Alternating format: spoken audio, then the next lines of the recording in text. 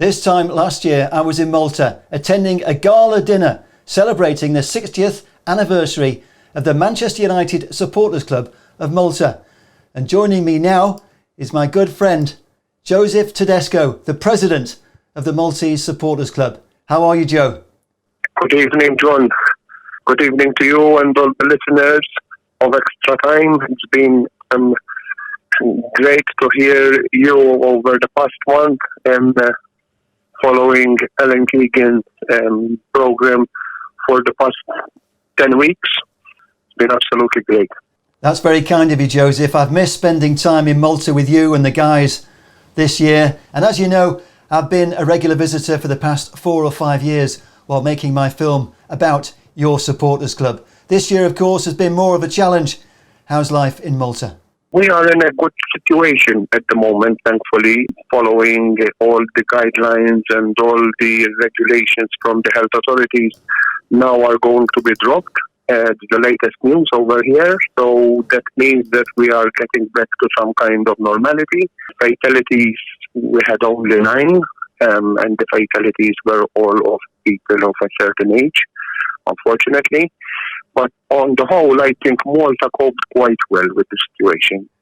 Certainly a big contrast to this time last year, when very much a highlight for me and many other United fans was your incredible gala dinner. And all the other events you staged. You must be very proud of what you achieved. Yes, it's a completely different situation this time, John, compared to last year. Memories are flooding in. Even on Facebook, people are posting pictures from the event we organized last year in June, on the 16th of June to be precise. And we were planning, obviously, well in advance for our activities last year. We built a program, we drafted a program, and when you go through the highlights of that program, what we managed to do, thanks to so many people over 14 months, it was unbelievable. It was a remarkable memory in the history of our supporters club. Anyone who attended the gala dinner will never forget the experience. A spectacular venue, a great atmosphere, and your organisation, as I've told you before, performed with military precision. How do you do it? Thanks to a lot of good people that I have around me in the committee, a lot of dedicated committee members, and obviously a lot of effort has gone in. As you know, John, we go into a lot of precision to organize something like that and try to make it as perfect as possible. Nothing comes perfect. There is always things that you learn from.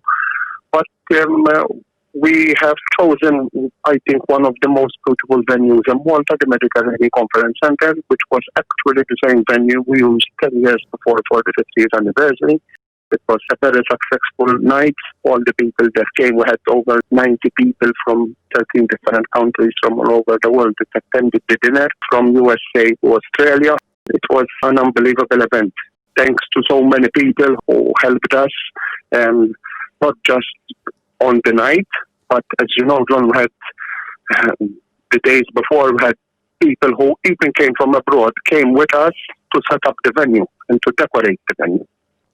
As you say, Joseph, the support you received from abroad was remarkable. And one of the highlights of our trip last year was the giant flag you unveiled at the Triton Fountain and all the other flags. Tell us about that.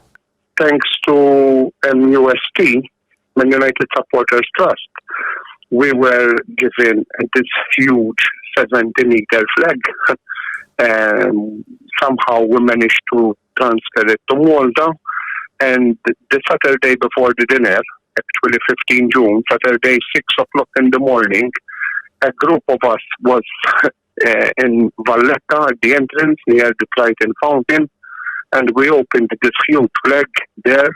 And thanks to technology, we managed to make a very nice video from high up using drones of this wonderful flag in front of Malta's capital city. It was unbelievable. It's a really great moment, proud moment as a Man United fan. Straight from there, John, then we went to the venue and we set up the venue. Probably a lot of the people hearing this program have seen pictures of that venue with all the flags. hanging on top of this huge lavallette hall. Many flags. Keith Norris, who brought so many flags with him. Thank you, Keith. And Peter Wood, Steve Whittle, Keith O'Connor. We had the legendary Nick Murphy with us and his son Paul. Everyone giving a helping hand and helping us set up on the scaffolding all those flags on Saturday morning. The preparation the day before was something which will not be easily erased from the memory of those who participated in it. Because then when you see the end result on Sunday, the people were all astonished to see that historical venue surrounded by those beautiful flags. Your supporters club has very much become a tourist destination for United fans from all around the world, and they'll all be delighted to hear that you reopened last week. Yes, actually we closed on the 12th of March when we had to play LASK in the Europa League. That was the day we closed the doors, and we opened again last Friday on the 12th of June, 3 months exactly. We opened again, and the COVID actually kept us quite busy because we've done a lot of work at the club. As you know, a club like ours, the venue that we have needs a lot of maintenance. We had a project in mind which we had been postponing for years, but we never had a better opportunity to do it, and we reinstalled the electricity system from scratch. We also installed a new timeline board there with a special lighting effect.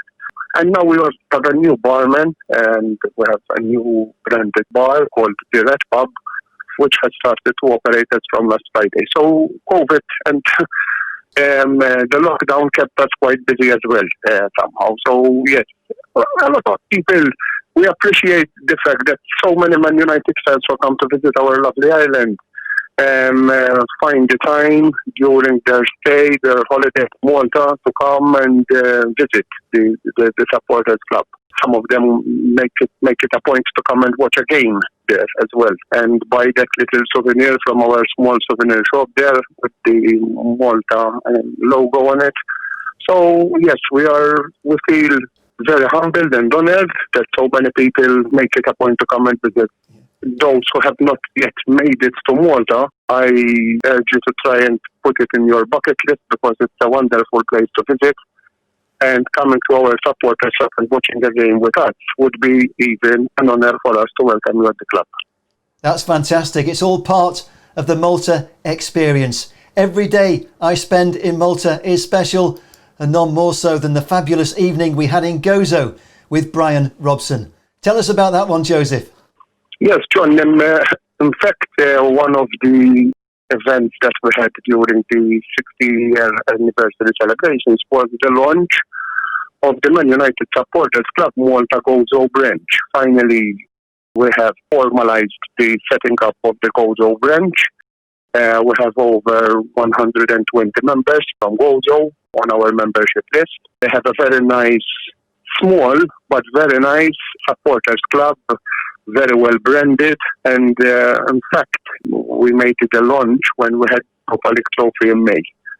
But then when Bryan Robson was over for our event in June, there was Bryan Robson, Gary Neville, Ryan Giggs, Nicky Butt, Paul McGuinness, Ben Thornley.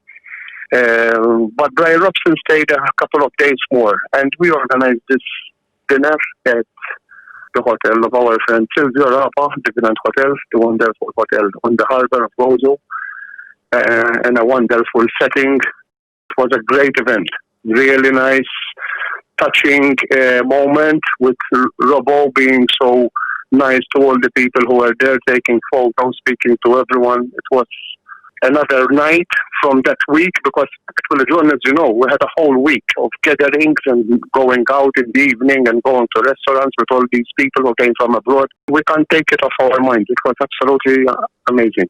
It was a series of once-in-a-lifetime experiences, and I was lucky enough to come back in November. And one of the proudest moments of my life, Joseph, was having the premiere for the film I made about your supporters club in the capital city of Valletta. We had 2 showings there and one the next day in Gozo. What does it mean to you and the fans in Malta to have the film? 10 years ago, when we had our 50th anniversary, we published a book about the history of the club, and it was a huge achievement for us at that time.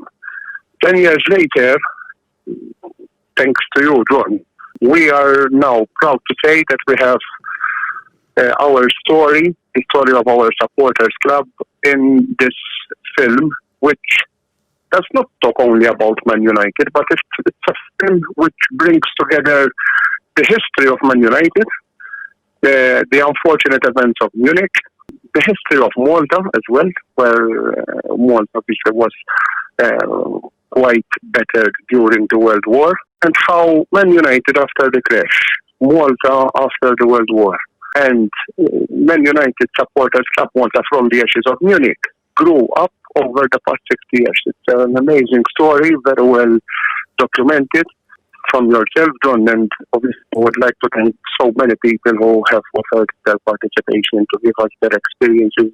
Alea, George Kisson, Joe Glenville, who Janet and Elaine, who are two of your main actors as well. Those people who were in the film and came with their experiences and explained what Man United actually means to us Maltese here on the Settle Island in the middle of the Mediterranean.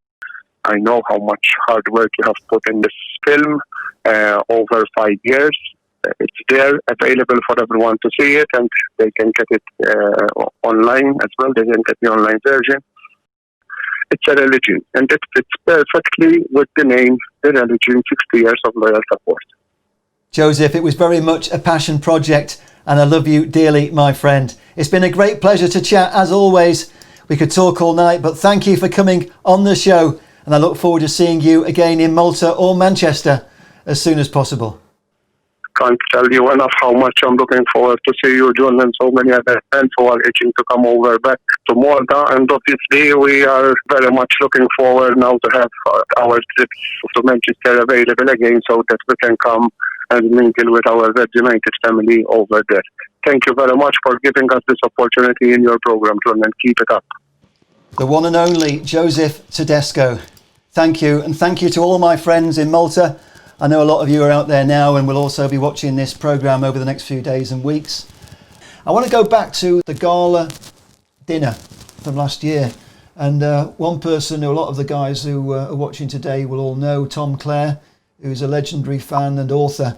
He made a little speech from the stage, and that's going to be my little outro. So I think it's only 2 or 3 minutes. But Tom Clare, we all love you, my friend, and we all wish you the best. I know you've had a health battle over the last few years, but you're a fighter, and we all support you. So just going to sign off with Tom Clare, and thanks once again to all my guests tonight. Pat Burns for his exclusive announcement.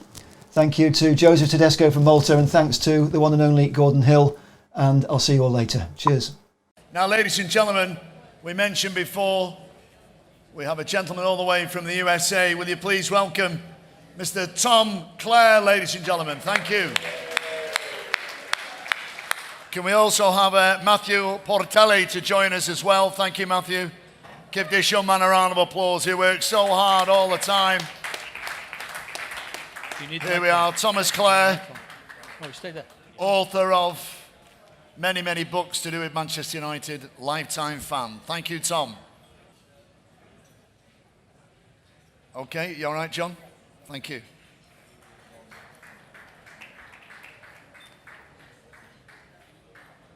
Tom. Thank you. Tom, do you need the microphone? Wow, what an evening, eh? What an absolute fabulous evening put together by such a fabulous supporters club. The oldest supporters club in Manchester United's history. It's something, it's very emotional for me, this at the moment, because I feel that once you're born into the Red family, it's with you for life.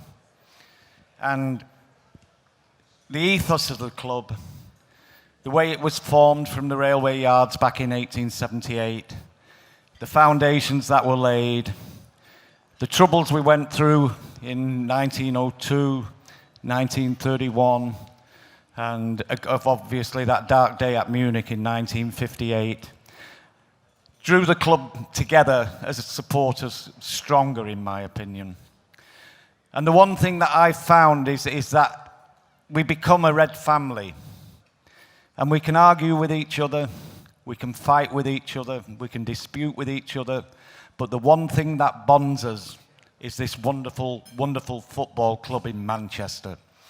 And believe me, ladies and gentlemen, there is not another club in this world that has the aura and the history of Manchester United Football Club.